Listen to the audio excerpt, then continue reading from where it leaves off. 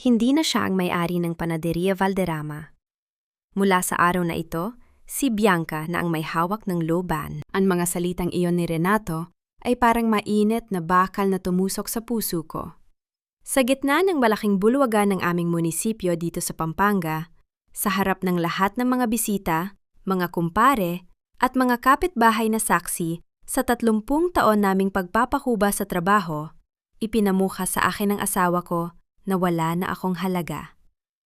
Ang mikropono ay umalingaw-ngaw, bit-bit ang isang katotohanang mas mapait pa sa sunog na tinapay. Tumingin ako sa aking mga kamay. Ang mga palad na ito ay magaspang, puno ng kalyo, at amoy harina pa rin hanggang ngayon. 30 taon. 30 taon akong gumigising bago sumikat ang araw para siguraduhin ang bawat pandesal na lumalabas sa pugon ay perpekto. Noong malugi ang panaderiya ng pamilya ni Renato, isinakripisyo ko ang bahay at lupa ng aking yumaong ina para lang may maipambayad sa mga utang nila. Pero ngayong gabi, ang lahat ng iyon ay parang usok na tinangay ng hangin. Dahan-dahang umakyat sa entablado ang isang batang babae, si Bianca. Ang suot niyang puting dress ay napakaganda, ngunit ang nakakuha ng aking atensyon ay ang apron na suot niya sa ibabaw nito. Isang puting apron na may burda ng aking pangalan, Teodora. Iyon ang apron na ginagamit ko sa tuwing may espesyal na pagdiriwang. Pero ngayon, suot ito ng isang babaeng halos kasing edad lang ng aming bunsong anak, isang babaeng 3 buwan ko palang nakikita sa kumpanya bilang isang marketing specialist. Maraming salamat, Papa Renato, nakanhiting sabi ni Bianca habang tinatanggap ang simbolikong susi ng panaderiya. Pangako ko po, dadalhin ko ang Panaderia Valderrama sa makabagong panahon. Hindi na tayo mananatili sa lumang paraan. Papa? Tumigil ang tibok ng puso ko. Bakit niya tinatawag na Papa ang asawa ko? Akala ko ba ay empleyado lang siya? Lumingon ako sa aking biyenan, si Doña Remedios. Nakaupo siya sa gitna ng hapag, suot ang kanyang pinakamahal na alahas, at nakangiti ng matipid habang tumatango kay Bianca. Nung nagkasakit ang matandang ito, ako ang nagpuyat para mag-alaga sa kanya.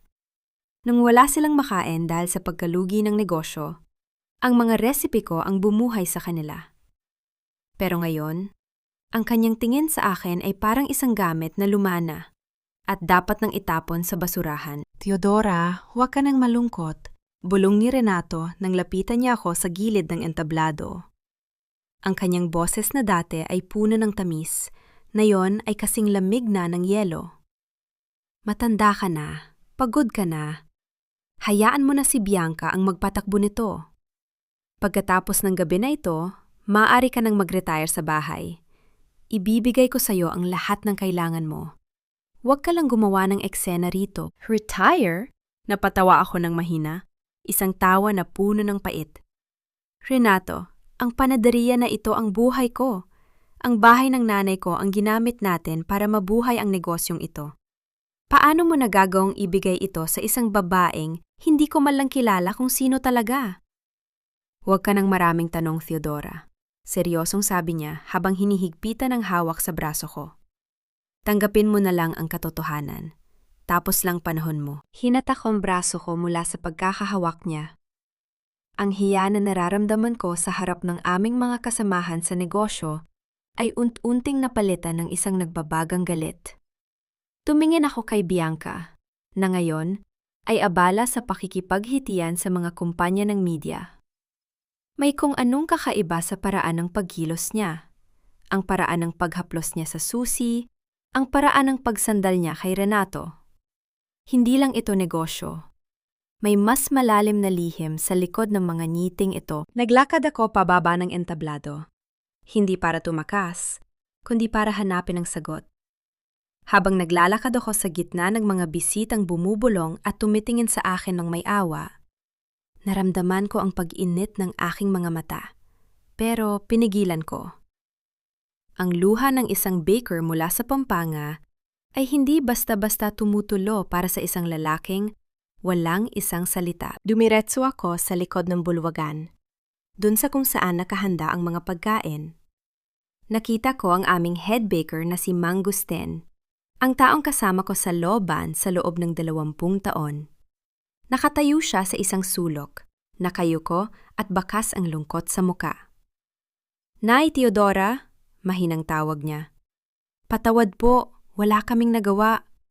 Binangtaan kami ni Renato na tatanggalin sa trabaho kapag hindi kami sumunod sa gusto niya ngayong gabi. "Mang Gusten, totoo ba?" Tanong ko. Ang boses ko ay naninghinig na sa galit. "Alam niyo ba kung sino talaga ang babaeng yan?" Umiling si Mang Gusten, pero may inabot siyang isang maliit na piraso ng papel sa akin. "Nakita ko po ito sa opisina ni Renato kanina. Tungkol ito sa lupa ng nanay niyo sa Kabayanan." Binuksan ko ang papel sa ilalim ng madilim na ilaw ng parking lot.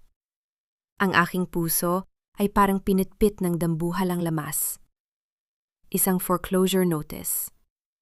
Ang bahay ng nanay ko, ang tanging alaala na mayroon ako sa aking mga magulang, ay nakatagdang kunin ng bangko sa loob ng 30 araw dahil hindi nababayaran ang utang na kinuha ni Renato para sa expansion ng Tiamban.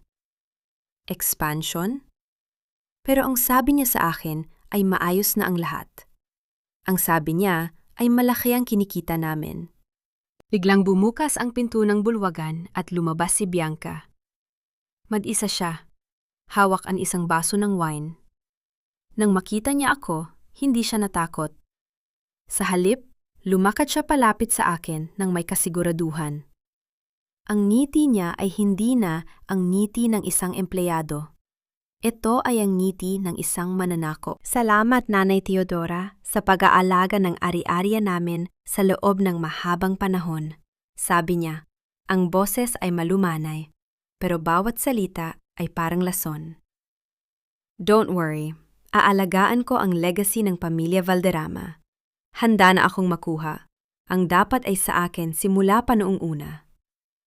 "Sino ka ba talaga?" tanong ko habang hinahawakan ng mahigpit ang foreclosure notice. Lumingon si Bianca. Sa pinto kung saan nakatayo si Renato at ang aking biyenan. "Tanungin mo ang asawa mo, Nanay Theodora.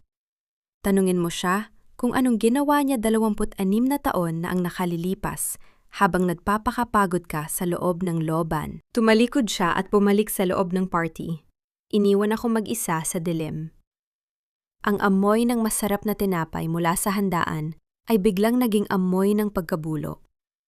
Sa gabing dapat ay ipinagdiriwang ang 30 taon ng aking pagsisikap. Natuklasan ko na ang pundasyon ng aking buhay ay gawa lamang pala sa buhangin. Hindi ito tungkol sa kabit. Hindi ito tungkol sa selos. Ito ay tungkol sa isang malaking kasinungalingan na binuo sa loob ng 3 dekada. Tumingin ako sa langit ng Pampanga. Bukas, pagputok ng araw, hindi na harina ang hahawakan ko. Hahawakan ko ang leeg ng katotohanan ito hanggang sa aminin nila ang lahat ng ninakaw nila sa akin. Ang bawat hakbang ko sa sahig ng lobang ay parang pagtapak sa sarili kong libingan. Madilim ang buong panaderiya, tanging ang pilak na liwanag ng buwan na dumadaloy mula sa maliit na bintana sa itaas ang nagbibigay ng anino sa mga dambuhalang mixer at sa lumang pugon na naging saksi sa 3 dekada ng aking buhay. Dito, sa gitna ng amoy ng pampaalsa at tuyong harina, doon ko nararamdaman ang kapayapaan. Pero ngayong gabi, ang amoy na ito ay tila sumasakal sa akin. 30 taon.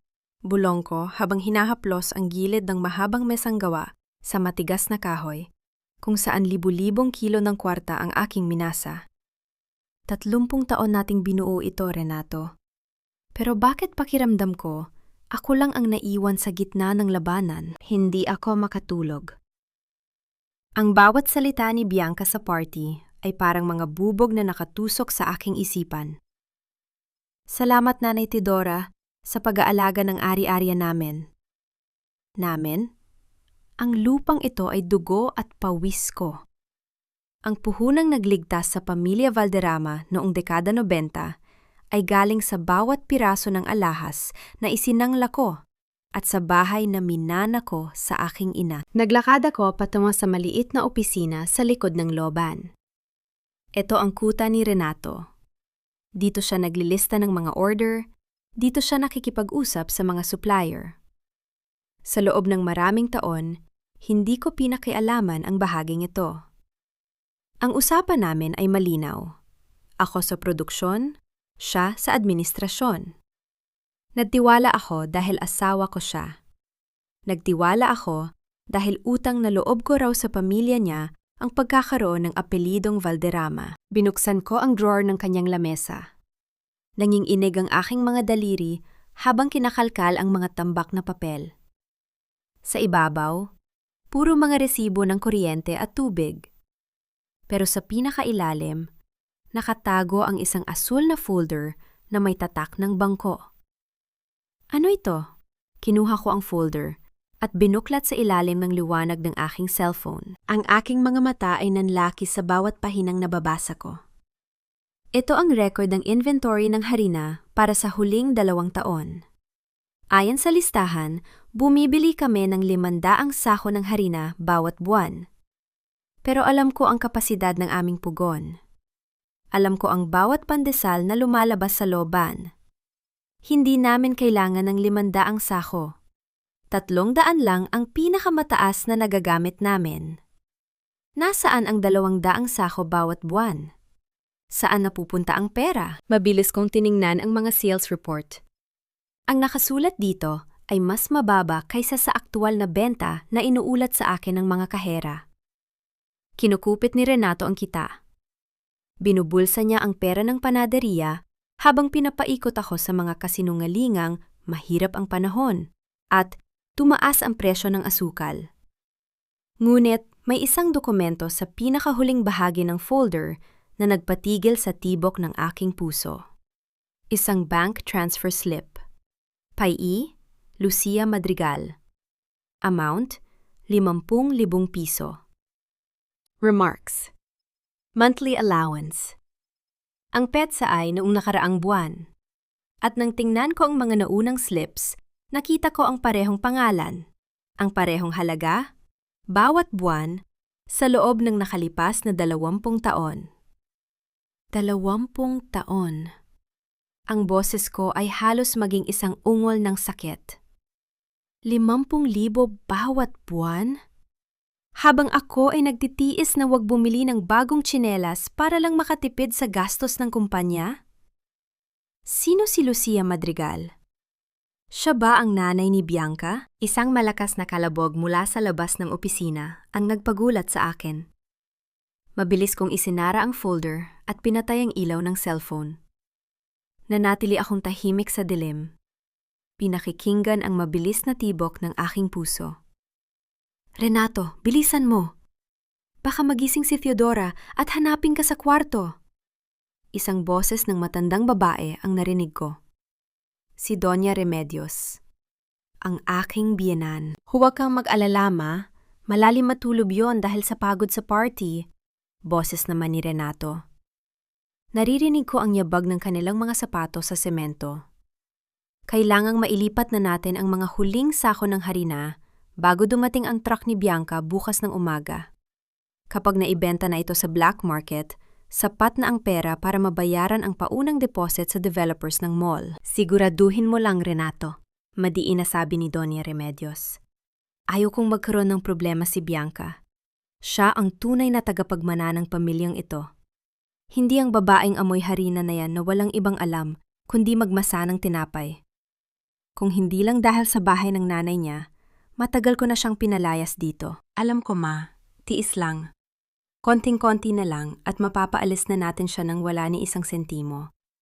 Ang lupa ng nanay niya? Sa atin na yon.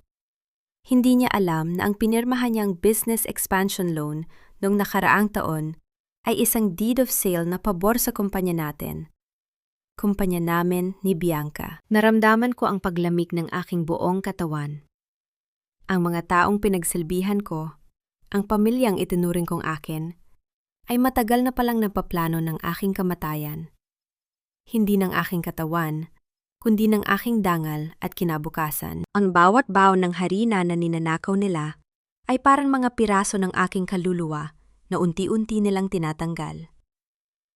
Ang utang na loob na palagi nilang isinusumbat sa akin ay isang malaking bitad. Ako ang bumuhay sa kanila, pero ako ang itatapon nila ngayon na busog na sila. Dahan-dahan kong kinuha ang folder at isinilid sa loob ng aking damit. Sa gitna ng dilim, sa gitna ng aking panginginig, isang kakaibang lakas ang dumaloy sa aking mga ugat. Hindi na ako ang Teodora na sunod-sunuran.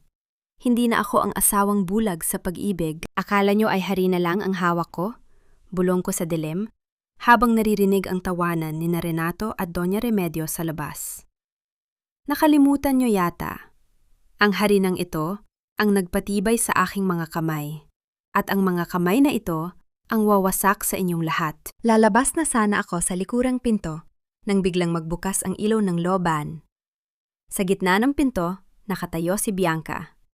Nakasuot pa rin siya ng apron na may burda ng aking pangalan. Hawak niya ang isang flashlight at nakatutok ito ng diretsyo sa aking mukha. Nanay Teodora, anong ginagawa niyo rito sa dilim? Nakangising tanong niya. At ano yung itinatago niyo sa loob ng damit niyo? Magnanahaw na rin ba kayo ngayon sa sarili naming panaderiya? Tumingin ako ng diretsyo sa kanyang mga mata. Sa unang pagkakataon, hindi ako nag-iwas ng tingin. Hindi ako magnanahaw, Bianca. Binabawi ko lang ang mga ebidensya ng pagnanahaw niyo sa buhay ko. Talaga? Lalong lumapad ang ngiti ni Bianca. Sa tingin niya ba ay may maniniwala sa inyo? Isang matandang baker laban sa amin ni Papa? Sa tingin niyo ba ay hahayaan namin kayong lumabas sa pintong yan nang dala ang folder na yan? Naririnig ko na ang papalapit na yabag ni Renato at Doña Remedios. Nakulong ako sa loob ng sarili kong loban. Pero sa pagkakataong ito, hindi ako natatakot. Dahil alam ko na ang bawat butil ng harina sa lugar na ito ay sumasigaw para sa katarungan. Ibigay mo sa akin ang folder na yan, Teodora. Huwag mong pilitin na saktan kita sa harap ng bata. Ang boses ni Renato ay kasing lamig ng semento ng aming loban. Pumasok siya kasunod ni Doña Remedios. Ang kanilang mga anino ay humahaba sa sahig habang papalapit sa akin. Si Bianca naman ay nananatiling nakangisi. Ang flashlight niya ay tila isang interogasyon na nakatutok sa aking mga matang pagod, ngunit gising na gising. Bata? Tiningnan ko si Bianca. Pagkatapos ay si Renato. Ito bang batang ipinalit mo sa akin, Renato? Ang babaeng ito ba ang dahilan kung bakit mo ninanakawan ang sarili nating negosyo? Huwag kang magmalinis, Teodora. Singit ni Doña Remedios. Ang boses niya ay nanginginig sa galit. Kung hindi dahil kay Renato, isang hamak na baker ka lang sa kanto. Binigyan ka namin ng pangalan. Binigyan ka namin ng buhay. Pangalan? Itinaas ko ang asul na folder. Ang pangalang Valderrama ba ang ibinayay niyo sa bawat sako ng harina na ninakaw niyo? O ito ba ang ipinambabayad niyo kay Lucia Madrigal bawat buwan? Nakita ko ang panandaliang pagkagulat sa mukha ni Renato. Namutla siya. Ang kanyang pagiging haring, negosyante, ay biglang gumuho sa isang segundong pag-aalinlangan. Ngunit mabilis itong napalitan ng bangis. Wala kang alam, Teodora. Ang perang iyon ay para sa kinabukasan ng pamilyang ito. Sigaw ni Renato habang mabilis na lumapit at hinablot ang aking braso. Ibigay mo sa akin ang folder na yan. Hindi! Itinulak ko siya ng buong lakas. Ang galit na naipon ko sa loob ng 30 taon ay biglang sumabog. Ang perang iyon ay galing sa pawis ko, galing sa puyat ko, at ang bahay ng nanay ko. Renato, anong ginawa mo sa bahay ng nanay ko? Tumawa ng mapait si Renato habang inaayos ang kanyang kurbata. Ang bahay sa kabayanan? Wala na yon, Teodora.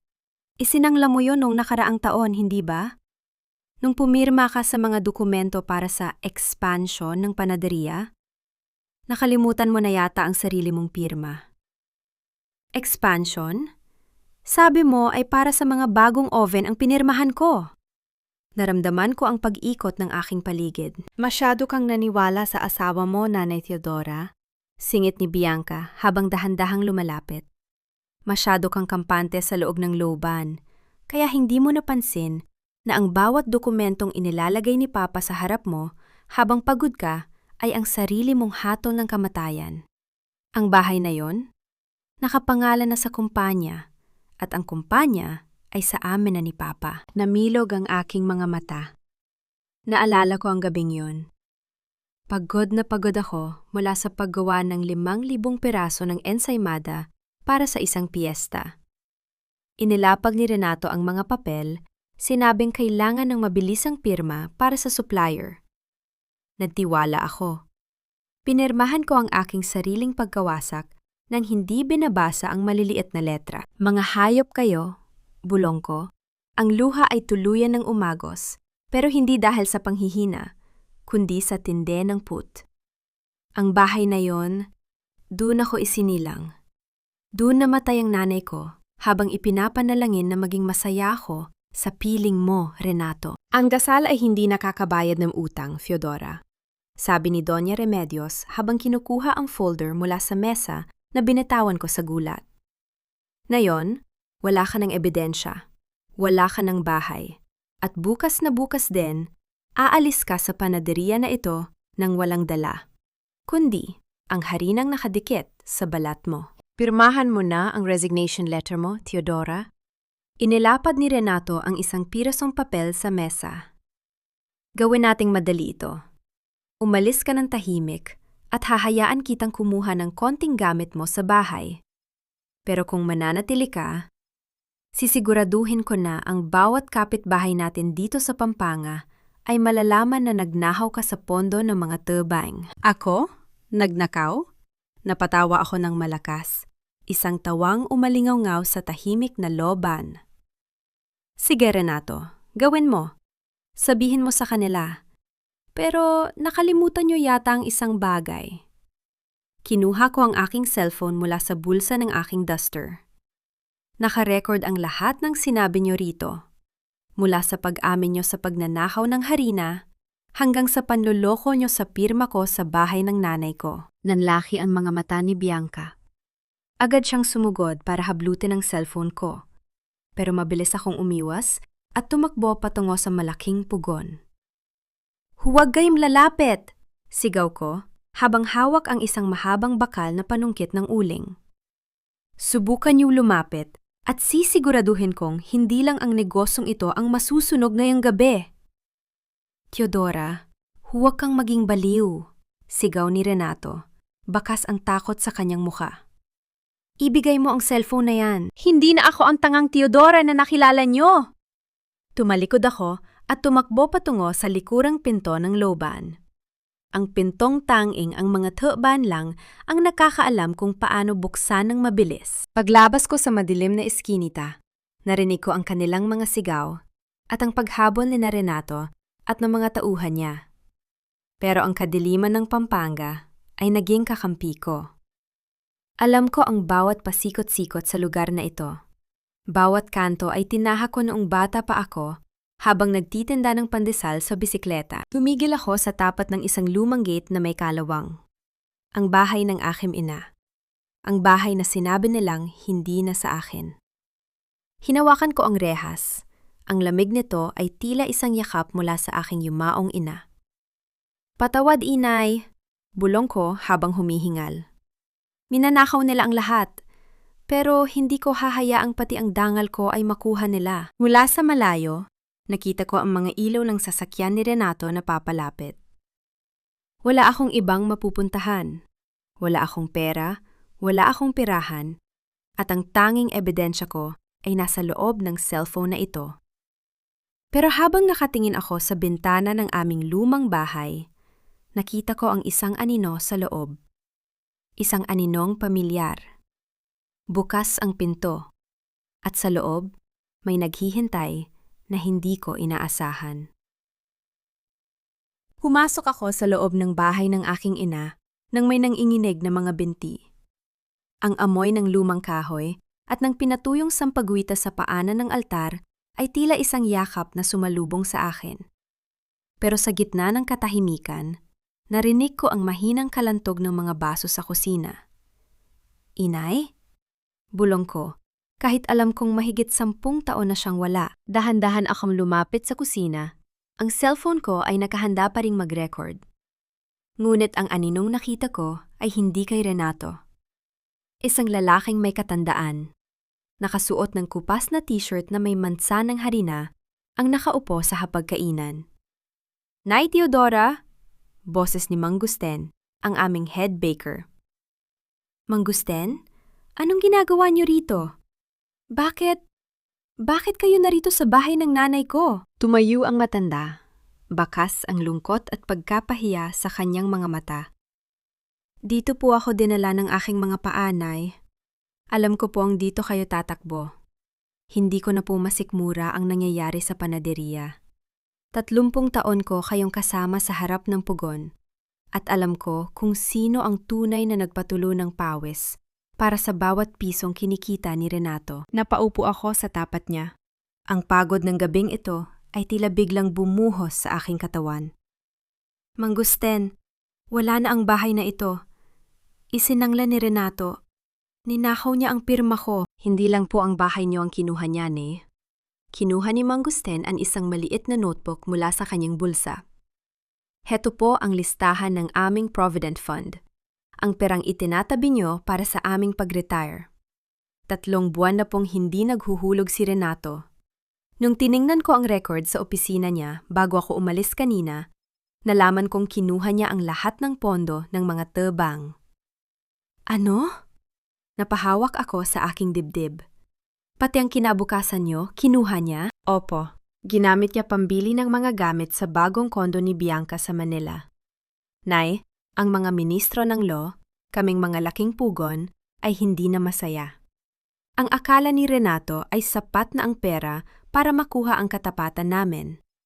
Hindi niya alam, ang utang na loob namin ay nasa inyo, hindi sa kanya." Tumingin ako sa paligid ng kusina. Dito ako tinuruan ng nanay ko kung paano gumawa ng unang kwarta. Dito ko natutunan na ang tinapay ay hindi lang pagkain. Ito ay buhay. Ang bawat masang ginagawa ko ay para sa pamilya. Para sa mga tauhan ko na itinuring ko ring kapatid. At ngayon, lahat kami ay pinagnakawan ng isang lalaking pinagkatiwalaan namin ng aming buhay. "Mang Gusten, may harina pa ba tayo rito?" Tanong ko ng may determinasyon. "Nay?" Naguguluhang tanong ng matanda. "May mga sako ng harina rito sa bodega ng nanay ko, hindi ba? Ang mga itinabi kong reserba nung nakaraang buwan." "Opo, nandoon pa po sa likod. Pero para saan po, Nay?" "Magmamasa tayo, Mang Gusten, na yun din." Sa gitna ng madilim na madaling araw, habang ang buong Pampanga ay natutulog, at habang ang asawa ko ay abala sa paghahanap sa akin para bawiin ang kanyang mga kasalanan, nagsimula kaming kumilos. Pinuksan namin ang lumang oven sa likod ng bahay. Ang orihinal na pugon na ginamit ng nanay ko nung nagsisimula pa lang siya. Kumuha ako ng malaking planggana. Ibinuhos ko ang harina. Sa bawat pagbuhos ng tubig at pampaalsa, nararamdaman ko ang bawat sakit, bawat shinyok na ibinato sa akin ni Renato at Bianca kanina. Nagsimula akong magmasa. Ang bawat diin ng aking mga palad sa malambot na kwarta ay may kasamang luha. Para sa 30 taon kong pananahimik habang inaabuso mo ang kabaitan ko, Renato. Para sa bahay ng nanay ko na ginamit mong pambayad sa kasalanan mo. Para sa mga tebang na kinuhaan mo ng kinabukasan. Balibag ng masa sa mesa. Ang aking mga luha ay pumatak sa ibabaw ng harina, pero hindi ito luha ng pagsuko. Ito ay luha ng isang inang handang sunugin ang lahat para protektahan ang kanyang mga anak. Ang amoy ng sariwang masa ay nagsimulang mamuo sa hangin, kasing tapang ng aking paninindigan. "Dito tayo magsisimula, Mang Gusten?" Bulong ko habang pinapahira ng aking mga mata ng aking braso. Akala ni Renato ay nakuha na niya ang Panaderia Valderrama. Pero ang hindi niya alam, ang espiritu ng panaderia ay hindi nasa lupa o sa gusali. Narito ito sa ating mga kamay. Ano pang plano nyo, Nay? Sa fiesta sa Makalawa, ilalabas natin ang mga tinapay na ito. Pero hindi ito ang ordinaryong tinapay. Ito ang tinapay na magsasabi ng katotohanan. Hahayaan nating ang buong barangay ang humusga kung sino ang tunay na magnanakaw. Biglang naputol ang aming pag-uusap nang makarinig kami ng malakas na pagpreno ng sasakyan sa labas ng gate. Ang nakasisilaw na ilaw ng headlight ay tumama sa bintana ng kusina. Teodora! Alam kong nandyan ka! Lumabas ka! Sigaw ni Renato mula sa labas. Ibigay mo ang cellphone at ang folder. Huwag mong hintayin na sirain ko ang pinto ng bahay na ito. Hinawakan ni Mang Gustin ang kanyang karit na ginagamit sa pagbubukas ng sako.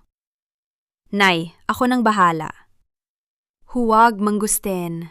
Pinigilan ko siya. Hayaan niyo siyang pumasok.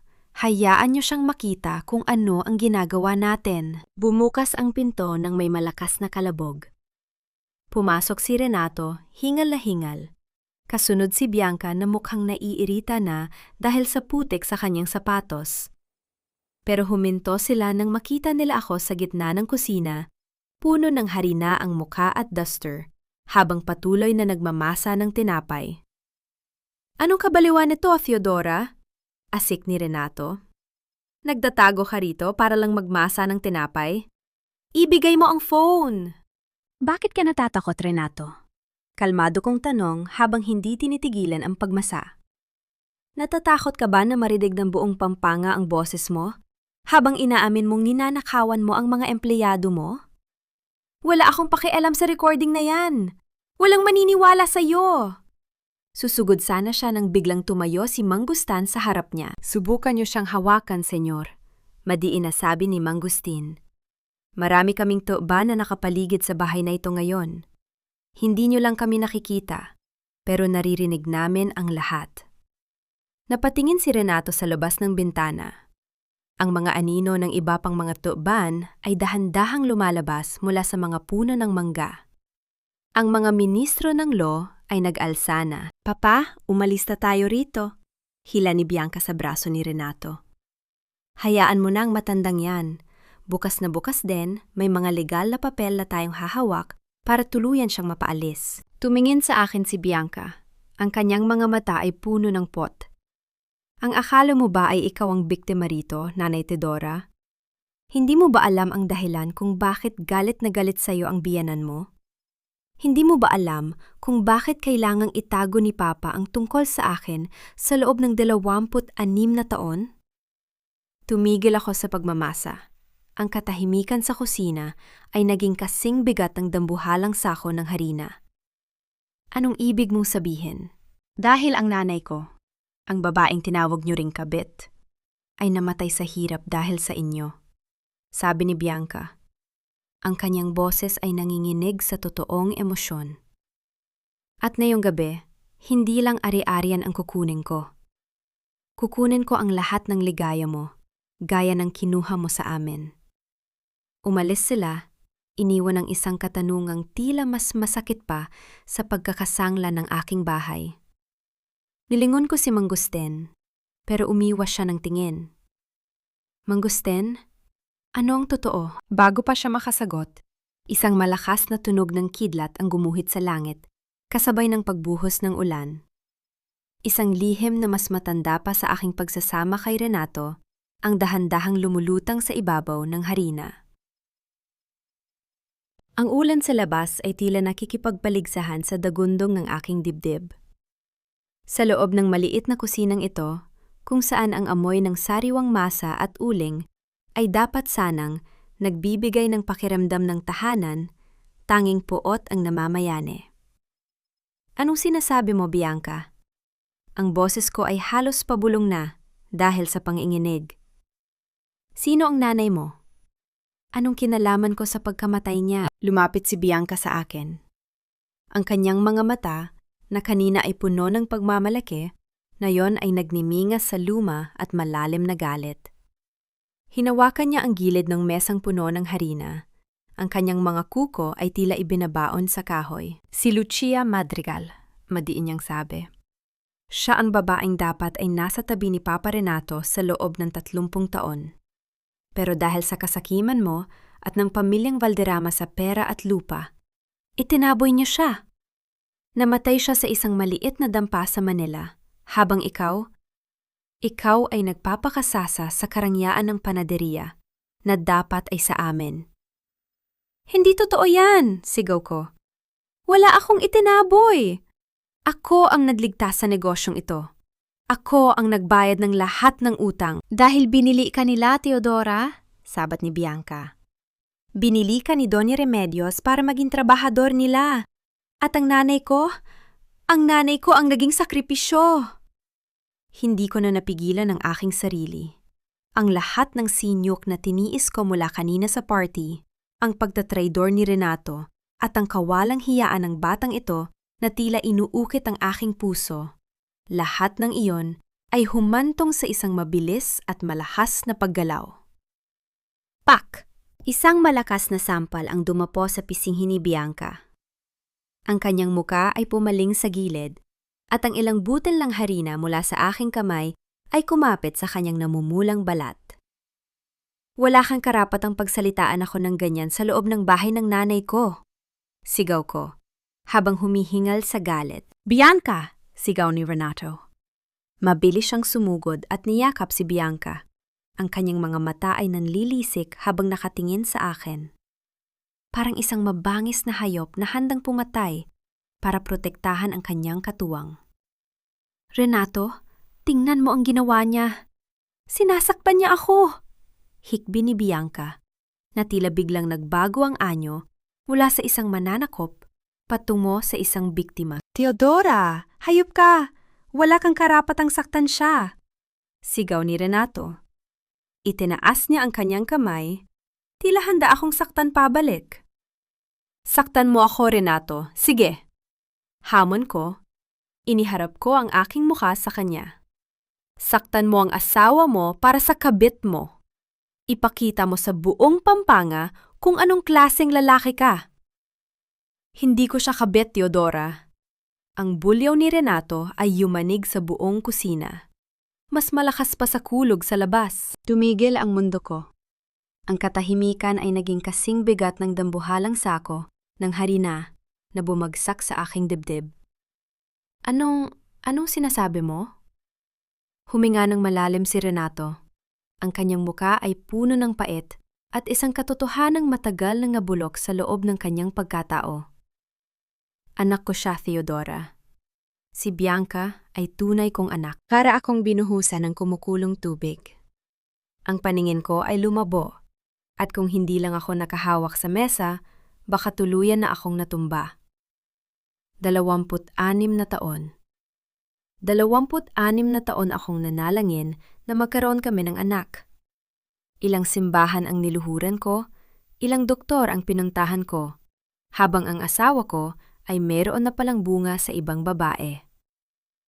Anak, bulong ko, ang boses ko ay basag. Paano? Bakit hindi ko alam? Dahil kailangan naming itago! Biglang pumasok si Doña Remedios sa kusina. Ang kanyang muka ay kasing tigas ng bato. Nung nagpakasal kayo, kailangan namin ang lupa ng nanay mo para hindi kami tuluyang mabaon sa utang. Kung nalaman mo na may anak si Renato sa labas, pakakasalan mo ba siya? Ibibigay mo ba ang pera mo sa amin? Ma, tama na. Mahinang sabi ni Renato. Pero hindi tumigil ang matanda. Hindi, Renato. Kailangang malaman ng babaeng ito ang totoo, duro ni Doña Remedios sa akin. Sa loob ng 26 na taon, pinanood kitang magpakamartir sa loba dahil iyon ang bayad mo sa apelidong ibinigay namin sa iyo. Pero ang dugong Valderrama ay kay Bianca lang dumadaloy.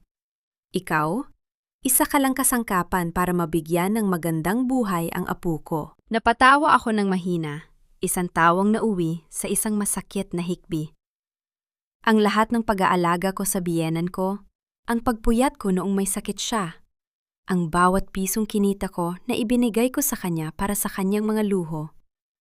Lahat ng iyon ay ginamit niya para suportahan ang anak ng babaeng ipinalit sa akin. Kaya ba ninanakawan niyo ang panaderiya? Tanong ko habang nakatingin kay Renato. Para ibigay kay Bianca? Para pambili ng kondo niya habang ang mga ban natin ay walang pondo sa pag-retire? Utang ko ito sa kanya, Theodora, sabi ni Renato. Hindi na siya makatingin sa akin. Iniwan ko ang nanay niya para sa iyo. Namatay si Lucia na puno ng sama ng loob. Ito lang ang paraan para makabawi ako. Sa pamamagitan ng pagnanakaw sa akin, sigaw ko. Ang bahay ng nanay ko. Renato, ibalik mo ang bahay ng nanay ko. Wala na ang bahay, Theodora. Nakasangla na ito at ang pambayad ay gagamitin namin para sa bagong buhay ni Bianca sa Manila. Sabi ni Renato ng may pinalidad. Umalis ka na rito. Bukas, kukunin namin ang lahat ng gamit mo sa panaderiya. Huwag mo nang subukang bumalik pa. Umalis sila, hila-hila ni Renato si Bianca na tila isang prinsesa, habang si Doña Remedios ay nag-iwan ng isang mapanirang tingin bago sumunod. Naiwan akong mag-isa sa gitna ng kusina. Ang ulan ay tumila na, pero ang lamig sa aking puso ay tila pang habang buhay na. Nilingon ko ang kwarta sa mesa. Ang masang kanina ay hinahanda ko para sa katarungan. Puno ito ng alikabok at luha. Lumapit sa akin si Mang Gustin. Ang kanyang mga mata ay puno ng awa. Nay Theodora, patawad po. Hindi ko alam na ganito kalalim ang lihim nila. Tiningnan ko ang aking mga kamay. Maputi pa rin ang mga ito dahil sa harina, pero sa ilalim ng puting pulbos na yon, nakikita ko ang bawat gatla ng 30 taon kong pagtitiis. Hindi pa tapos, Mang Gustin, bulong ko. Akala nila ay nakuha na nila ang lahat dahil may hawak silang mga papel. Pero nakalimutan nila kung sino ang nagturo sa kanila kung paano mabuhay. Kinuha ko ang cellphone ko. Hindi nila nakuha ito. Nandun pa rin ang recording. At nandun pa rin ang tapang ng isang babaeng wala nang mawawala. Mang Gustin, tawagan niyo ang lahat ng ministro ng law. Sabihin niyo sa kanila, bukas ng umaga, walang pugon ang magliliyab sa Panaderia Valderrama. At sabihin niyo sa samahan ng mga kababaihan sa barangay. May kwentong kailangang marinig ang buong Pampanga. Ang slap ng katotohanan ay masakit, oo. Pero ang slap na ibabalik ko sa kanila, iyon ang magpapabagsak sa kanilang dambuhalang kasinungalingan. Walang amoy ng pandesal sa hangin ng Pampanga ngayong umaga. Sa loob ng 3 dekada, ang bawat bukang liwayway ay sinasalubong ng mabangong samyo ng uling at bagong hurnong tinapay mula sa Panaderia Valderrama. Pero ngayon, ang tanging nalalanghap ay ang amoy ng basang lupa at ang nakakangilong katahimikan ng mga hurnong hindi nagliyab. Nakatayo ako sa bintana ng bahay ng aking ina. Pinagmamasdan ang dahan-dahang pagliwanag ng langit. Sa labas ng gate, unti-unting nagtitipon ang mga kapitbahay. May dalang mga basket. Nagtataka kung bakit sarado ang tanyag na panaderiya. Nay Theodora! Tawag ni Mang Gustin habang inaayos ang kanyang lumang bisikleta. Nandito na po ang mga tebang. Walang pumasok sa kabilang lo. Lahat sila nandito sa inyo. Salamat, Mang Gustin, bulong ko. Pero alam kong hindi ito matatapos ng walang gulo. Ang pride ni Doña Remedios ay kasing tigas ng tinapay na 3 araw na nakabilad sa araw. Hindi nga ako nagkamali. Isang itim na sasakyan ang huminto ng mabilis sa tapat ng aming bakuran. Bumaba si Doña Remedios. Suot ang kanyang mamahaling belo na tila ba galing siya sa simbahan. Pero ang mukha niya ay kasing pula ng matapang na sili. Kasunod niya si Renato na mukhang hindi nakatulog sa kaba. Theodora! Ano itong kabaliwan na ginagawa mo? Sigaw ni Doña Remedios habang pinaghahampas ang rehas ng aming gate. Pinipigilan mo ang mga manggagawa na pumasok. Sinisira mo ang negosyo ng pamilya ko. Wala ka talagang utang na loob. Dahan-dahan akong lumabas ng pintuan. Hindi ako sumisigaw. Hindi ako nagmamadali. Ang bawat hakbang ko sa semento ay may dalang bigat ng 30 taon kong pananahimik. Utang na loob, Doña Remedios? Ulit ko, habang nakatayo sa harap ng gate. Ang panaderiya ay tumayo dahil sa bahay na ito. Ang mga tubang ay narito dahil ako ang nagturo sa kanila. Ang pamilya nyo ay nabuhay dahil sa bawat pawis na pumatak mula sa noo ko habang natutulog kayo sa malambot na kama. Laspag na ang linyang iyan, Teodora, asik ng matanda. Binayaran ka na namin. Pinatira ka namin sa mansyon. Ngayon, pabalikin mo ang mga tubang sa law. May kontrata kami sa mga supermarket at oras na hindi kami makapag-deliver, idademanda kita. Demanda? Napatawa ako ng maikli. Sige, gawin nyo. Pero bago yon, sabihin nyo muna sa mga kapitbahay natin. Sabihin nyo sa buong barangay kung saan nanggaling ang perang pambili nyo ng mga alahas na yan. Sabihin nyo kung paano nyo pinatira ang apo nyo sa Manila gamit ang pondo na dapat ay para sa gamot ng mga retiradong tubang. Nanahimik ang paligid. Ang mga kapitbahay na nakikinig ay nagsimulang magbulungan. Sa isang maliit na bayan sa Pampanga, ang hiya ay mas masakit pa sa latigo. Ma, umuwi na tayo. Hila ni Renato sa braso ng kanyang ina, pero tinabig siya ng matanda. Bakit, Teodora? Akala mo ba ay ikaw lang ang biktima rito? Lumapit sa akin si Doña Remedios. Ang kanyang boses ay naging isang madilim na bulong na tanging ako lang ang nakakarinig. Alam mo ba kung bakit ko itinago si Bianca? Dahil noong pinakasalan ka ni Renato, buntis na si Lucia. Pero ang pamilya nyo ay may titulo ng lupa at ang pamilya ni Lucia ay may utang lang. Pinili ko ang lupa mo para iligtas ang anak ko sa kahihiyan. 26 na taon kong pinasan ang sikretong yon habang tinitingnan ang pagmumukha mong amoy harina bawat araw. Naramdaman ko ang isang matinding hapdi sa aking dibdib. Hindi dahil sa insulto niya, kundi dahil sa katotohanan kahit kailan ay hindi nila ako itinuring na tao. Para sa kanila, isa lang akong titulo ng lupa na may kasamang libreng trabahador. 26 na taon niyo ring inakaw ang pagkakataon ko na maging ina, sabi ko. Ang luha ay dahan-dahang gumugulong, pero ang boses ko ay matatag. Pinaniwala niyo ako na ako ang may diferensya. Pinainom niyo ako ng kung ano-anong pait na gamot habang alam niyo na ang asawa ko ay may anak na sa iba. Pinanood niyo akong umiyak bawat gabi dahil sa kawalan ng anak, habang tinatawanan niyo ako sa likod ko. Business lang iyon, Teodora, sabi ng matanda nang walang kukurap-kurap. At ngayon, tapos na ang business natin. May hawak kaming papel na nagpapatunay na ang lahat ng ari-arian mo ay sa amin na. May hawak din akong papel, Doña Remedios. Kinuha ko ang cellphone ko at ipinakita ang screen. Hindi lang ito recording ng boses niyo kagabi. Ito ay mga litrato ng original na ledger na itinago ni Renato. Ang mga audit ng harina, ang mga ghost employees na ginagamit niyo para maglabas ng pera, at ang pirma ni Renato sa isang dokumentong nagpapatunay na ginamit niya ang pirma ko nang walang pahintulot ko.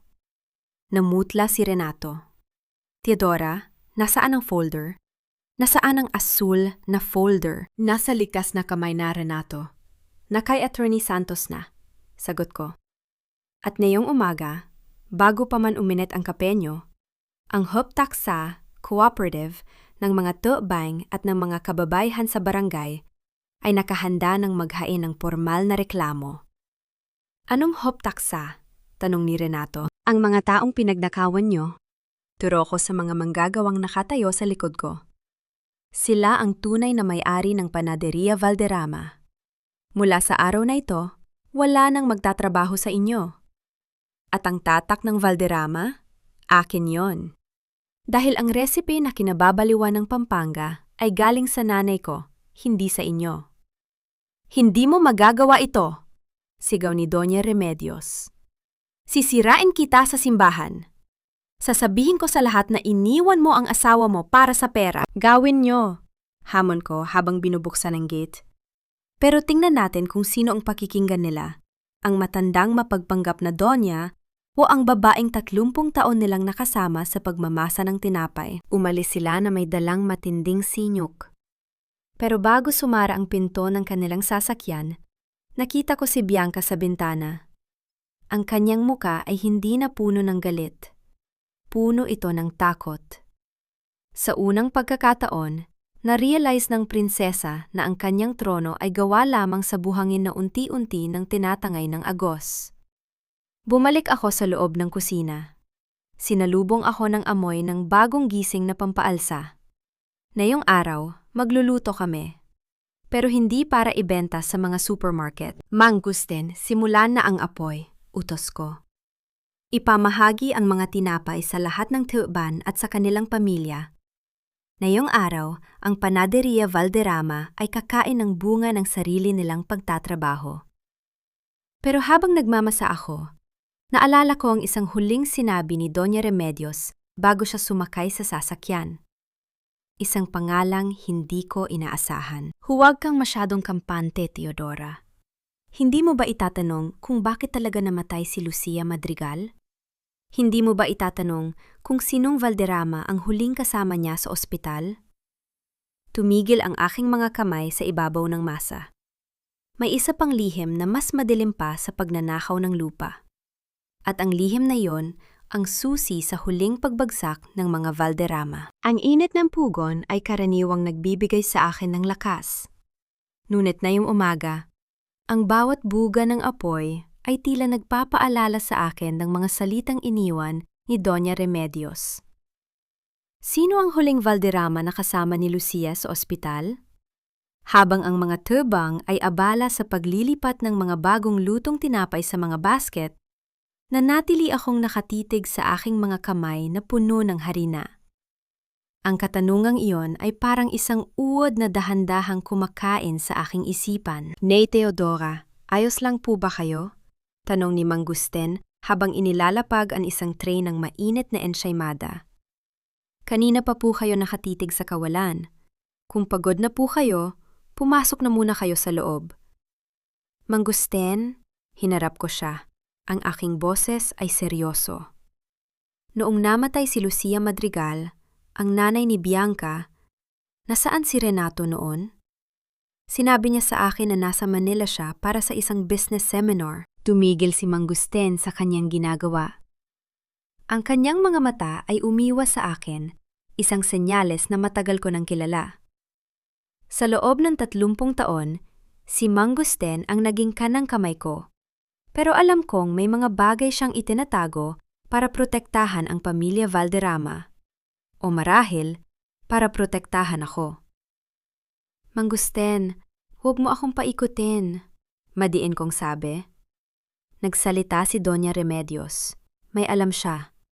At alam kong may alam ka rin. Huminga ng malalim ang matanda at naupo sa isang bakanting sako ng harina.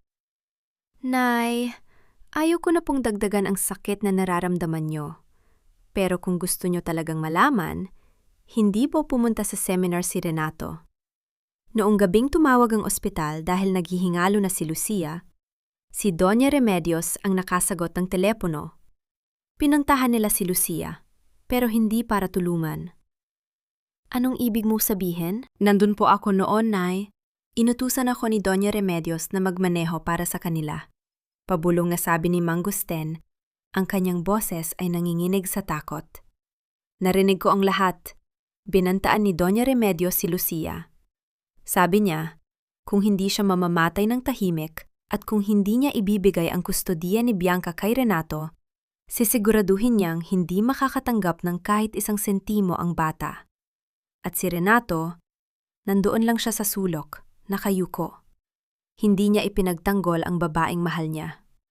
Pinanood niyang mamatay si Lucia sa hirap dahil mas mahalaga sa kanya ang mana mula sa kanyang ina. Naramdaman ko ang isang matinding lamig na gumapang sa aking likuran. Hindi lang pala pagnanakaw ng pera ang ginawa nila. Ninakawan din nila ng buhay at dignidad ang isang inang nagmamahal. At si Bianca? Pinalaki nila ang batang iyon sa kasinungalingan. Pinaniwalang ako ang dahilan ng kanilang paghihirap, habang ang tunay na pumatay sa kanyang ina ay ang mismong ama at lola niya. Mga halimaw, bulong ko. Pero may mas malala pa po, Nay, pagpapatuloy ni Mangustin, habang inilalabas ang isang dokumento mula sa kanyang bulsa. Kanina po, habang kinukuha ko ang mga gamit ko sa kabilang lo, Nakita ko ito sa basurahan ni Renato. Isang foreclosure notice para sa lupang kinatatayuan ng panaderiya. Nanlaki ang aking mga mata. Ano? Pero sabi ni Renato ay sa kanya na ang lupa. Nagsinungaling siya ni. Ang pera na dapat ay pambayad sa bangko at ang pondo na para sa aming mga tebang, kinamit niya lahat yon para sa down payment ng isang luxury condo sa Manila na nakapangalan kay Bianca. Balak niyang itakas ang anak niya at iwanan tayo rito na nabaon sa utang. Bukas na bukas din, kukunin na ng bangko ang lahat. Wala nang matitira sa atin. Ang put na nararamdaman ko kanina ay napalitan ng isang malamig na determinasyon. Inakala ni Renato na matalino siya.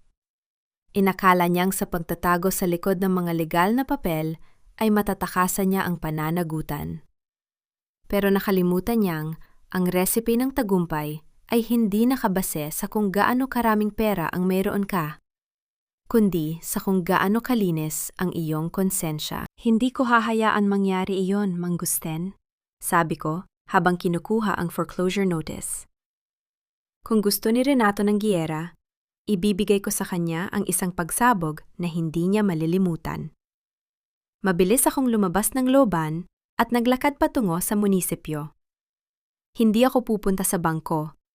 Pupunta ako sa Huptaksa Cooperative ng mga kababaihan sa Pampanga. 30 taon ko silang tinulungan at ngayon, oras na para singilin ang utang na loob na yon. Habang naglalakad ako sa gitna ng kalsada, nakita ko si Bianca. Nakatayo siya sa harap ng saradong Panaderia Valderrama. Tila naghihintay sa akin. Wala na ang kanyang matapang na anyo. Ang kanyang mga mata ay puno ng pagdududa. Nanay Teodora, tawag niya. Totoo ba? Totoo ba na ang perang pambili ng kondo ko ay galing sa retirement fund ng mga tubaing? Totoo ba na hinayaan ni Papa na mamatay ang nanay ko? Tumigil ako sa harap niya. Sa unang pagkakataon, hindi galit ang naramdaman ko para sa kanya. Awa. Awa para sa isang anak na naging biktima ng sarili niyang pamilya. Bianca, ang katotohanan ay parang harina, sabi ko ng malumanay. Kahit gaano mo ito itago, kapag nahanginan, lilipad at lilipad ito para ipakita ang lahat ng dumi sa paligid. Halika, sumama ka sa akin. Oras na para marinig mo ang buong kwento, hindi ang bersyon na inukit ng tatay mo para kontrolin ka. Cliffhanger. Habang naglalakad kami ni Bianca, biglang humarang ang sasakyan ni Renato. Sa pagkakataong ito, may hawak siyang mga dokumento ng pagpapaalis. Isang eviction notice na nagsasabing kailangang lisanin ni Teodora ang bahay ng kanyang ina sa loob ng 1 oras. Sakay sa kotse, Bianca. Huwag kang makinig sa mga lason ng babaeng yan. Ang sigaw ni Renato ay yumanig sa tahimik na kalsada ng aming barangay. Huminto ang kanyang sasakyan sa tapat namin. Ang gulong ay nag-iwan ng maitim na marka sa semento, gaya ng mga markang iniwan niya sa buhay ko. Lumabas siya, hingal na hingal, at sa kanyang kamay ay iwinawagayway ang isang puting papel na tila isang bandila ng tagumpay. Papa, totoo ba? Ang boses ni Bianca ay nanginghinig. Totoo ba na hinayaan niyo lang mamatay si Mama Lucia habil sa pera? Na ginamit niyo lang ang retirement fund ng mga tuban para sa kondo ko? Kasinungalingan lahat ng yon. Bulyaw ni Renato habang pilit na hinahablot ang braso ni Bianca. Inuuto ka lang niya para makuha ang panig mo. Bianca, ako ang nagbigay sa iyo ng lahat. Ang edukasyon mo, ang maranyang buhay sa Manila, lahat yan ay dahil sa pagmamahal ko. Pagmamahal o pambayad sala, Renato? Humakbang ako sa gitna nila. Iniharap ko ang aking sarili sa lalaking 30 taon kong tinawag na asawa. Binili mo ang katahimikan ng konsensya mo gamit ang pera ng ibang tao. At ngayon, pati ang bahay ng nanay ko, kukunin mo? Inihagis ni Renato ang papel sa tapat ng mukha ko. Isang eviction notice. 1 oras, Teodora, nakanising sabi niya. Ang kanyang mga mata ay puno ng lason. 1 oras para ilabas mo ang lahat ng gamit mo sa bahay na yan. Legal na ang pag-aari ng kumpanya sa lupang ito. At dahil ako ang CEO, ako ang magpapasya kung sino ang mananatili. Ngayon, sino ang walang tirahan? Sino ang pulubi sa ating dalawa? Tiningnan ko ang papel. Ang selyo ng korte, ang pirma ni Renato. Bawat detalye ay isang shinyok sa alaala ng aking ina. Pero hindi ako natakot. Sa halip, lumingon ako kay Bianca na ngayon ay tuluyan ng umiiyak. Bianca, tingnan mo ang lalaking ito. Sabi ko ng malumanay. Gusto niyang paalisin ako sa bahay kung saan ako isinilang. Pero alam mo ba kung bakit? Dahil natatakot siya. Natatakot siya na sa bawat sulok ng bahay na ito, marinig mo ang boses ng nanay mong si Lucia. Alam mo ba na bago mamatay ang nanay mo, sumulat siya sa akin? Pero hinarang yon ni Doña Remedios. Ano? Gulat na tanong ni Bianca. Oo, humihingi siya ng tulong. Gusto niyang ibalik ka sa akin dahil alam niyang hindi ka magiging masaya sa kamay ng mga Valderrama pagpapatuloy ko.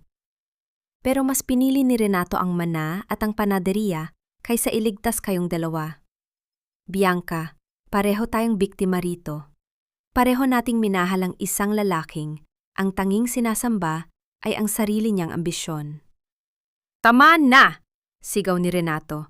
Akmang sasampalin niya ako nang biglang humarang si Bianca. Huwag mong hahawakan si Nanay Teodora! Sigaw ni Bianca. Sa unang pagkakataon, ang kanyang galit ay hindi nakatuon sa akin, kundi sa kanyang ama.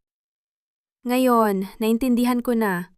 Kaya pala ayaw niyo akong pabalikin sa Pampanga noon. Kaya pala palagi niyo akong sinasabihan na masamang tao si Nanay Teodora.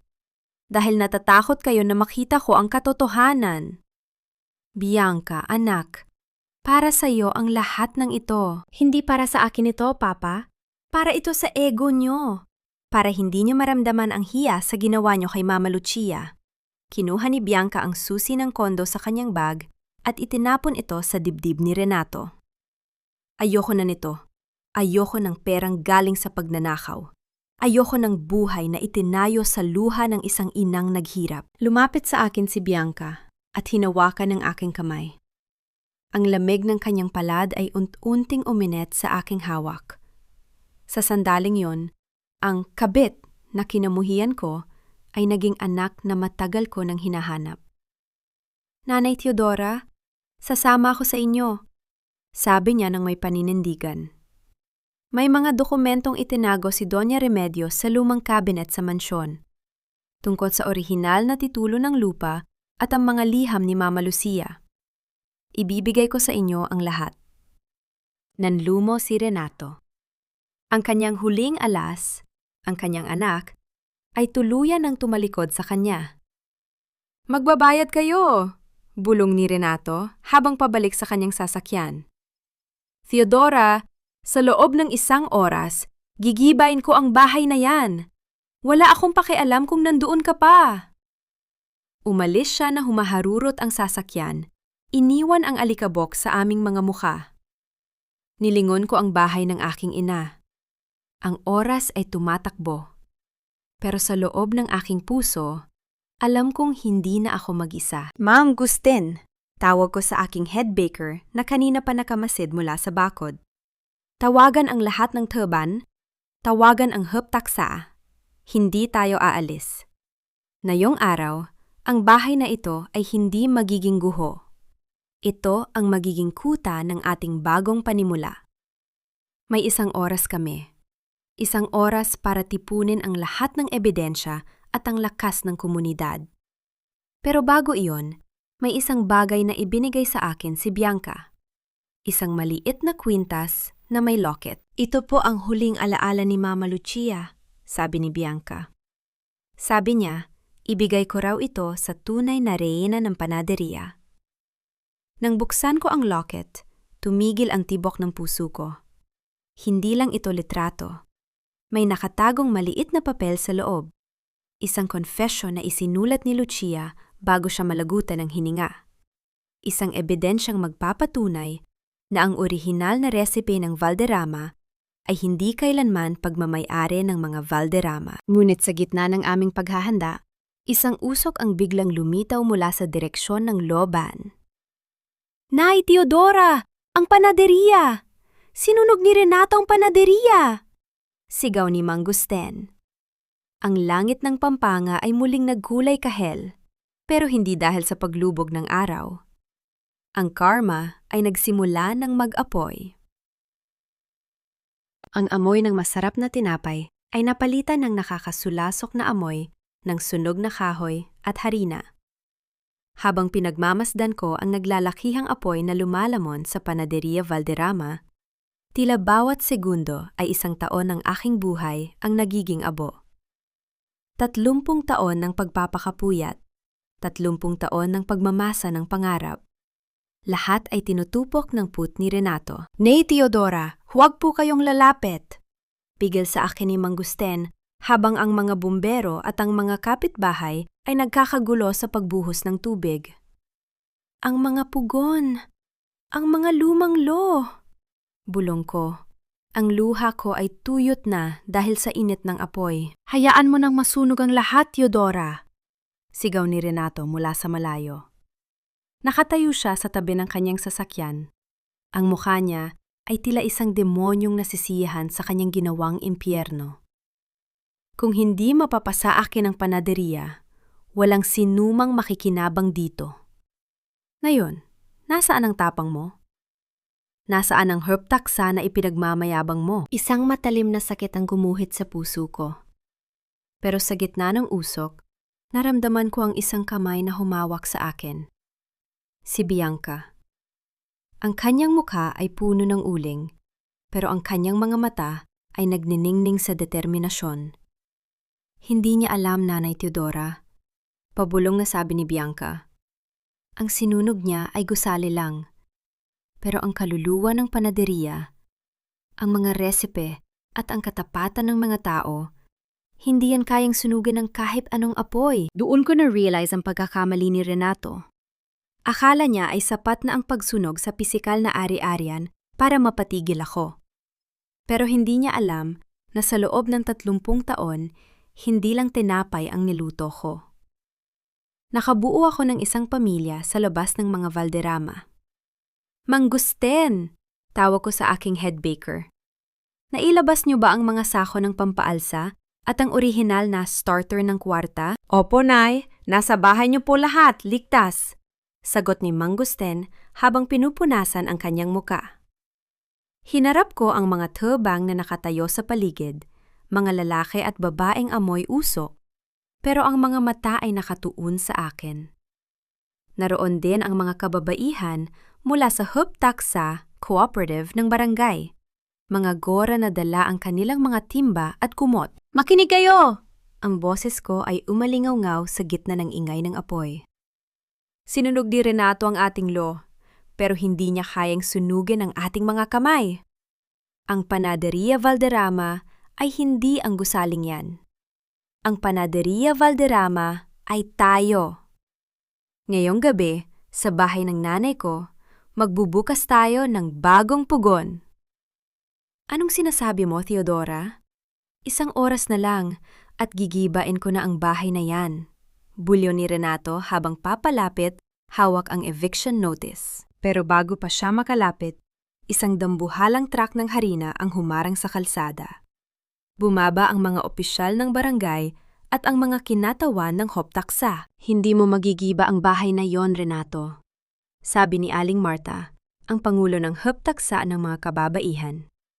Dahil ang lupang iyan ay idineklara na naming heritage site ng aming kooperatiba simula kaninang hapon. At ang mga dokumentong hawak mo? Ang utang na ginamit mo sa pangalan ni Teodora ay kasalukuyan ng iniimbestigahan ng bangko dahil sa fraud. Nanahimik si Renato. Ang kanyang pagiging maangas ay biglang napalitan ng kaba. At heto pa, Papa, lumapit si Bianca at ipinakita ang locket ni Lucia Madrigal. Ang resipe na ipinagmamalaki ng mga Valderrama? Nakasulat dito sa liham ni Mama Lucia na ninakaw ito ni Doña Remedios mula sa pamilya ni Nanay Teodora noong bago pa kayo magpakasil. Pinilit niyo silang ibigay ang recipe kapalit ng pagbabayad sa utang ng tatay ni Nanay Teodora. Ang Panaderia Valderrama ay itinayo sa isang pagnanakaw simulat sa pool. Ang mga kapitbahay ay nagsimulang magingay.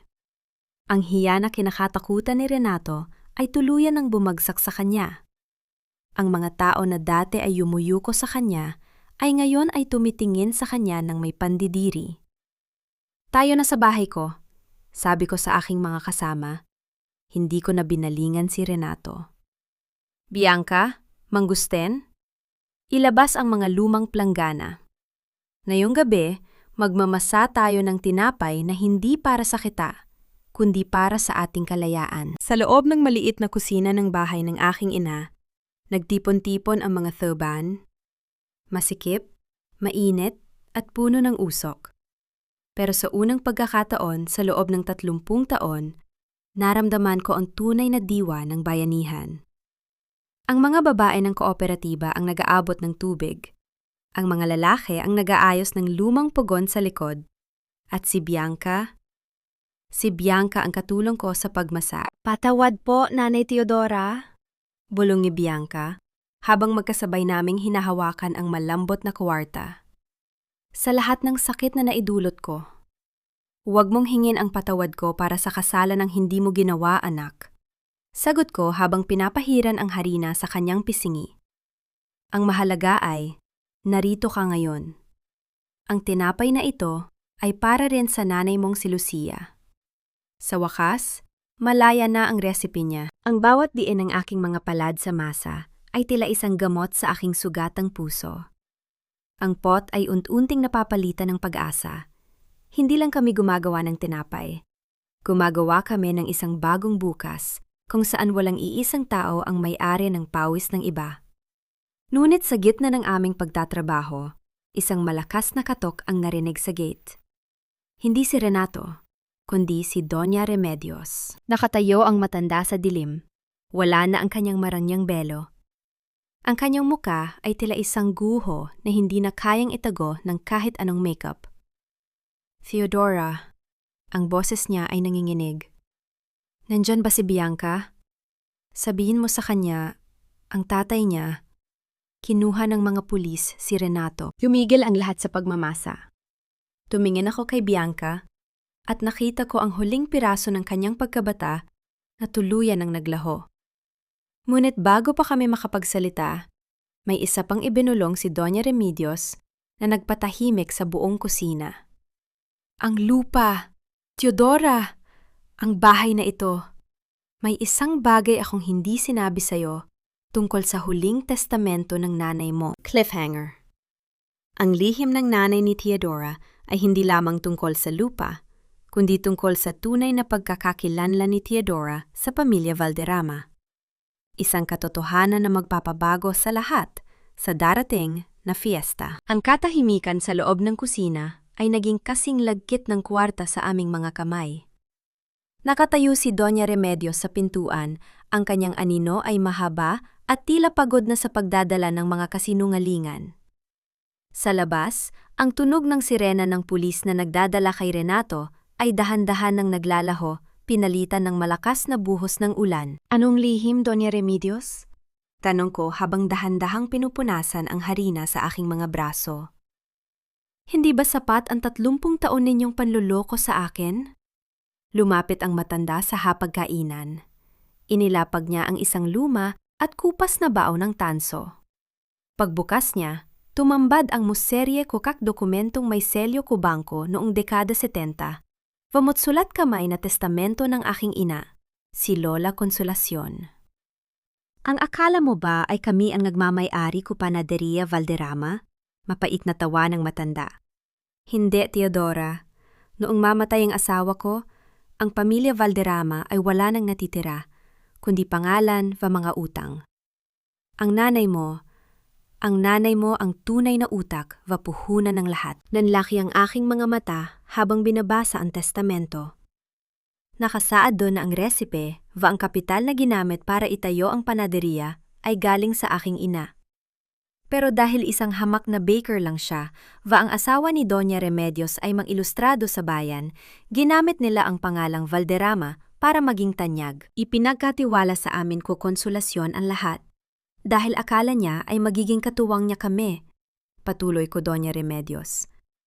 Pero ang huling testamento niya, may isang conditional clause doon. Ang lupang kinatatayuan ng mansyon va ng panaderya ay hindi kailanman maaring ibenta o ilipat sa ibang tao hanggat may isang konsolasyon na nabubuhay. At ikaw yon, Teodora.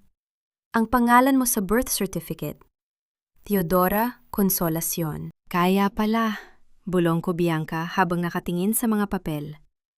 Kaya pala kailangang manipulahin ni Papa ang pirma niyo sa expansion loan. Dahil hindi niya legal na maibebenta ang lupa nang wala ang pahintulot ng tunay na tagapagmana ng dugo ko Consolacion. Naramdaman ko ang matinding panginginig. 30 taon. 30 taon akong itinuring na alila ng pamilyan ito, pinaniwalang utang na loob ko ang mapabilang sa kanila. Pero ang totoo, ako pala ang nagmamay-ari ng lahat. Ang mansyong tinitirhan nila, ang panaderya na ipinagmamalaki nila, lahat ko iyon ay itinayo sa pawis ng nanay ko. Kinuha nila sa pamamagitan kumot dambuhalang pagnanakaw. Bakit niyo ito sinasabi sa akin ngayon? Tanong ko. Dahil alam kong tapos na kami, hikbi ko Doña Remedios. Noong sinunog ni Renato ang panaderya kanina, hindi niya alam na sinunog niya ang tanging katibayan ng aming pagkatao. Teodora, parating na ang kak-opisyal ko nganhang bukas sa fiesta para pirmahan ang tswin niyong Datchosyuti. Kapag nangyari yon, wala na tayong lahat. Hindi tayo, Doña Remedios, madiin kong sabi habang kinuha ang testamento. Kayo lang. Dahil bukas, sa gitna ng fiesta, hindi ako haharap bilang asawa ko Renato. Haharap ako bilang anak ko Consolacion. Nanay Teodora, hawak ni Bianca sa aking kamay. Tutulungan ko kayo. Alam ko kung nasaan ang kong fake documents na ipinasa ni Papa sa ngunhang. Maari nating itigil ang benta bago pa sila makapirma. Lumingon ako kay Mangustin Vasakak Taubang. Ang mga mukha nila ay puno ng bagong pag-asa. Ang ministro ng law ay hindi lang basta Taubang, sila ang saksi ng kasaysayang ito. Maghanda kayo, utos ko. Bukas, hindi lang tinapay ang iluluto natin. Magluluto tayo kumot katarungang 30 taon nating hinintay. Bianca, kailangan nating makipag-usap sa huptaksa. Doña Remedios, manatili kayo rito. Huwag kayong alis hanggat hindi natapos ang fiesta. Naiwan akong nakatingin sa labas ng bintana. Ang ulan ay tumila na. Sa dilim ko gabi, nakikita ko ang kakilaw ko barangay na naghahanda para sa fiesta bukas. Ang akala ko Renato, Vakukak Valderrama, ay sapat na ang apoy para burahin ang nakaraan. Hindi nila alam, ang harinang nasa aking kakamay ay kasing puti ko aking dangal. Ang katarungan ko nanay ko ay kasing init ko pugon na malapit ng magliyab muli. Ang tunog ng banda ng musiko sa plaza ay karaniwang simbolo ng kagalakan. Ngunit na umaga ng fiesta, ang bawat kumpas ng tambol ay tila isang countdown para sa aking huling laban. Ang amoy ng lechon at mga dekorasyong kumpitis ay hindi sapat para itago ang tensyon na bumabalot sa hangin ng Pampanga. Nakatayo si Renato sa gitna ng entablado. Suot ang kanyang pinakamagarbong barong na tila ba walang nangyaring sunog kagabi. Salamat sa kanyang mga koneksyon, nakalabas siya ng pansamantala para sa legal na pirmahan. Sa tabi niya ay ang mga kinatawan ng malaking bangko at ang developer ng mall, handa na ang mga pluma para sa paglilipat ng lupang kinatatayuan ng Panaderia Valderrama at ng aking bahay. Mga kababayan, para sa kaunlaran ng ating bayan, ang Panaderia Valderrama ay magiging bahagi na ng mas malaking pangarap. Sigaw ni Renato sa mikropono. Ang kanyang boses ay puno ng wad na sigla. At ang aking anak si Bianca ang pipirma para sa bagong simula. Tumingin ako kay Bianca. Nakatayo siya sa tabi ng kanyang ama, putlang-putla habang hawak ang ballpen. Inutusan siya ni Renato na pirmahan ang mga dokumento bilang sole heir, gamit ang peking deed of sale na ginawa nila. Pirma na Bianca. Para ito sa kinabukasan natin. Bulong ni Renato. pero sapat ang lakas para marinig ng mga nasa front row. Hindi! Ang aking boses ay umalingaw-ngaw mula sa dulo ng plaza. Naglakad ako patungo sa entablado, hindi bilang ang yuming asawa ni Renato, kundi bilang si Teodora Consolacion. Sa likuran ko ay si Mang Gusten at ang lahat ng mga tuban, bit-bit ang mga basket ng bagong luto naming tinapay mula sa lumang pugo ng nanay ko. Kasama rin namin ang mga kababaihan ng hoptaksa na nagsilbing barikada para hindi kami maharangan ng mga bodyguard ni Renato. Teodora! Anong kabaliwan ito? Bulyaw ni Renato nang makita ako. Umalis ka rito! Tapos ng usapan! Hindi pa nagsisimula ang tunay na usapan, Renato.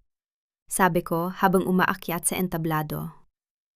Inilapag ko ang lumang tanso at ang orihinal na testamento ni Lola Consolacion sa harap ng mga kinatawan ng bangko. Ang lupang balak ninyong bilhin ay hindi pagmamay-ari ng mga Valderrama.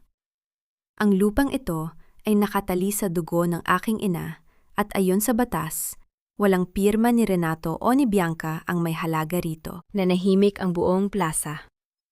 Ang mga tao ay nagsimulang magbulungan.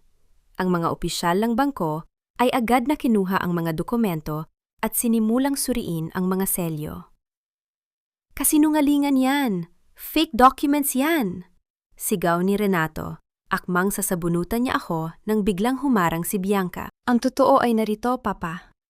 Kinuha ni Bianca ang isang flash drive mula sa kanyang bulsa at ibinigay sa mga media na nandoon.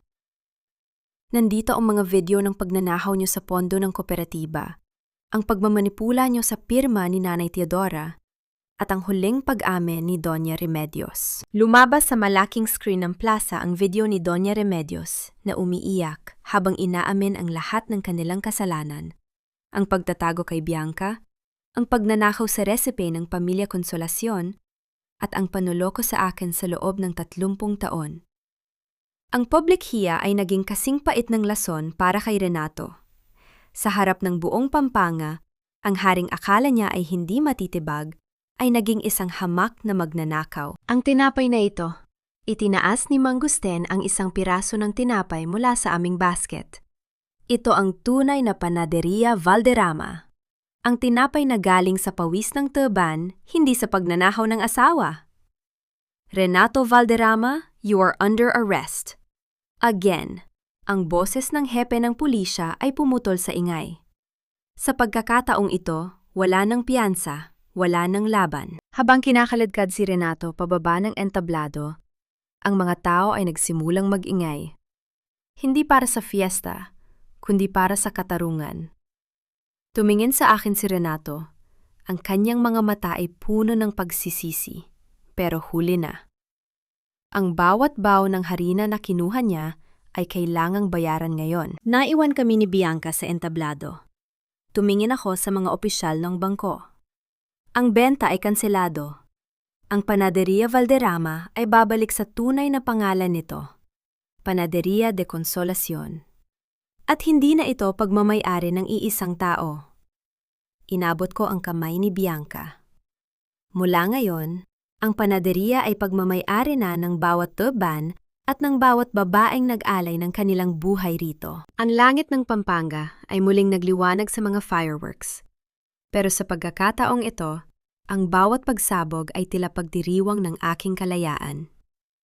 Ang 30 taon ng kadiliman ay natapos sa isang umaga ng katarungan. 6 na buwan na ang nakalilipas mula nang gumuho ang mundong itinayo ng mga Valderrama sa ibabaw ng mga kasinungalingan. Ngayong umaga, ang hangin sa Pampanga ay hindi na amoy usok ng sunog.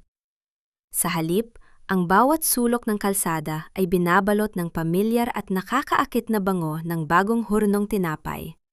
Isang bango na nagsasabing ang lahat ay nasa ayos na muli. Nakatayo ako sa harap ng lobang. Pinagmamasdan ang bagong pinturang karatula, Panaderia de Consolacion.